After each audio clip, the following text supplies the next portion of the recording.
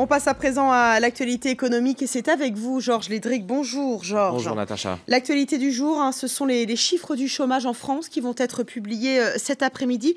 Chiffres pour le mois d'avril. Et sur les 34 mois de présidence de François Hollande, le chômage a augmenté 30 fois et la tendance devrait encore se confirmer avec les chiffres du mois d'avril si le taux de croissance du premier trimestre est plutôt encourageant, plus 0,6%. Cela ne se traduit pas encore par des embauches massives. Les entreprises ont encore peur. Elles embauchent certes, mais plutôt en contrat à durée déterminée. Regardez. Dans cette PME qui fabrique des matelas, le contrat à durée déterminée est devenu la norme. Depuis le début de l'année, ce patron a bien embauché 15 personnes, mais 14 l'ont été en CDD. Ici, les contrats à durée indéterminée se méritent. On commence souvent par quelques semaines, parfois quelques mois en intérim pour sélectionner nos futurs collaborateurs.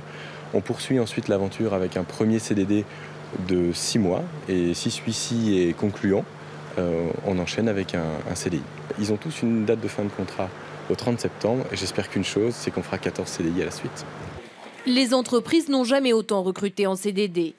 En 2001, ils représentaient 67% des embauches contre 86% aujourd'hui, un record historique. Dans l'hôtellerie, la restauration ou encore la construction, le nombre de contrats à durée déterminée explose. Les jeunes peu qualifiés sont les plus concernés. Pas de CDI et des CDD de plus en plus courts. Aujourd'hui, 70% des embauches se font en contrat de moins d'un mois. Selon cet économiste, même si la croissance repart, elle reste trop faible pour que les entreprises prennent le risque d'embaucher. Aujourd'hui, le rebond que l'on voit n'est juste qu'un prémisse d'une reprise économique qui reste fragile. Aujourd'hui, les entreprises affirment très clairement qu'elles sont en sureffectif. Donc elles n'ont pas un besoin d'embaucher. Elles pourraient répondre au rebond actuel par les salariés qui sont déjà en place. Les salariés qui ont un CDI ne comptent pas l'abandonner. Le taux de démission est en chute libre, proche de son plus bas niveau historique. Voilà, et les marchés financiers qui commencent cette semaine sur une note plutôt optimiste, Natacha, notamment malgré les tensions sur la Grèce qui perdurent. Du côté des entreprises, on suivra notamment EDF qui a demandé une hausse des tarifs de 2,5%, vous le voyez, plus 0,3% à Paris, plus 0,4% à Francfort, 0,3% également à Londres. Et puis en Asie, la plupart des bourses ont terminé également en hausse, en particulier en Chine, où là, les indices ont explosé. On le voit notamment à Shanghai, plus de 3% de hausse, 4% de hausse, 4,64%, alors que seul Séoul est dans le rouge, moins 0,59%.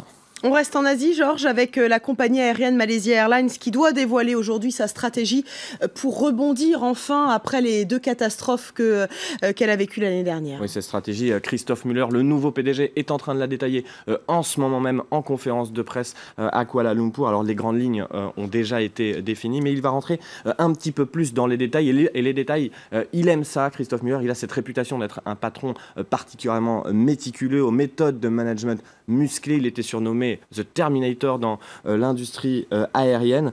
C'est un Allemand qui a sauvé quand même la compagnie Aer Lingus quand il est arrivé à sa tête en 2009.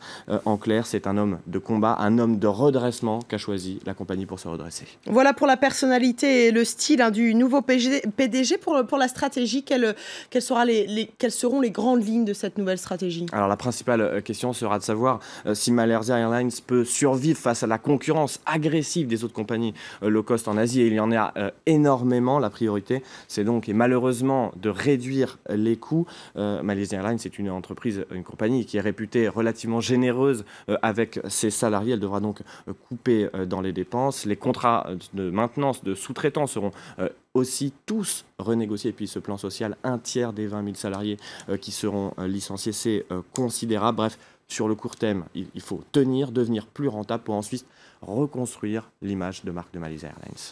Malaysia Airlines au régime sec. Il y en a un qui n'est pas au régime sec, c'est Raphaël Nadal. Georges Lédric, vous allez nous parler de sa montre, une montre qui vaut de l'or. Oui, c'est une montre qui coûte 775 000 $. Et il la porte à tous les matchs. Alors il est gaucher, donc il la met plutôt sur la main droite, mais surtout l'originalité, c'est que c'est un des seuls joueurs à porter une montre sur le cours. Ils sont assez rares, même s'il y en a beaucoup qui ont des contrats publicitaires avec des grandes marques de l'horlogerie, notamment Roger Federer. Alors cette montre, qu'est-ce qu'elle a de spécial? Eh bien, ce sont surtout les éléments qui la constituent qui sont relativement rares, sinon pas de gadget particulier, c'est surtout pour le luxe. Et puis, vous pourrez suivre, de toute façon, s'il la porte aujourd'hui dans son 8e de finale, ce sera contre l'Américain Sock. On lui souhaite bonne chance. On lui souhaite bonne chance. Il l'abîme pas sa montre? Ah non, elle est ultra résistante. Ultra résistante. La caractéristique numéro 1. Pour le prix, il faut qu'elle soit résistante.